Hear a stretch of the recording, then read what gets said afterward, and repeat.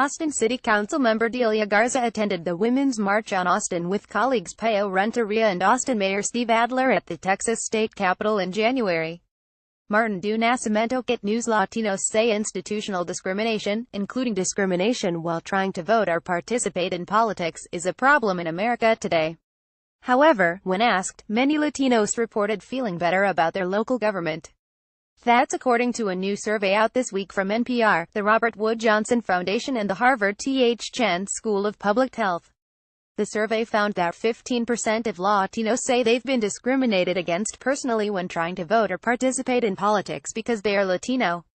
Separately, 1 in 10 says that where he or she lives, other Latinos are often discriminated against in voting or politics.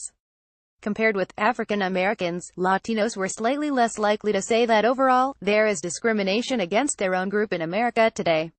However, those who did think discrimination against Latinos exists were more likely compared with African Americans to say institutional discrimination is the bigger problem.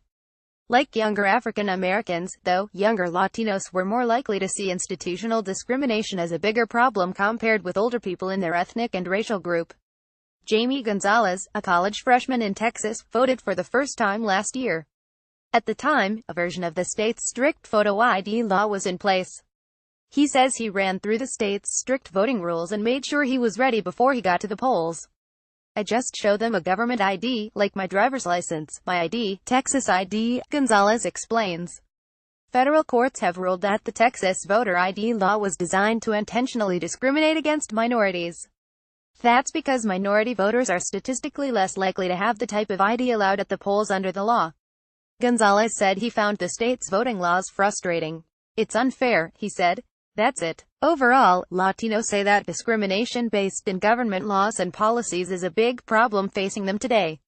It makes sense considering where we are politically right now, says Victoria DeFrancesco Soto, a professor at the LBJ School of Public Affairs at the University of Texas. So essentially, since Donald Trump launched his campaign, he really put Latinos in the bullseye. DeFrancesco Soto says when Trump kicked off his presidential campaign, he did it by targeting Mexicans. Trump has also promised a wall on the southern border and said a judge could not treat him fairly because the judge was of Mexican descent. But then you flip that, she continues, and I think the silver lining to this is that you see Latinos in their urban areas. Latinos tend to be concentrated in metropolitan areas, that they feel positive about what their local officials are doing for them. And that's something the survey found too. About 60% of Latinos say local government represents the views of people like them either somewhat well or very well. Additionally, when asked, how much can people like you affect what your local government does, 61% of Latinos say some or a great deal. Delia Garza, a city councilor in Austin, says in the first few weeks of the Trump administration there was a large spike in immigration raids in the area. We included funding for immigrant services after all the ICE raids happened, Garza says. I mean, that is directly helping our immigrant population. These are such great things that we are able to do at the local level that could not have been done at the state level. Garza is the first Latina to sit on the Austin City Council. She represents a part of Austin that is almost 70% Latino.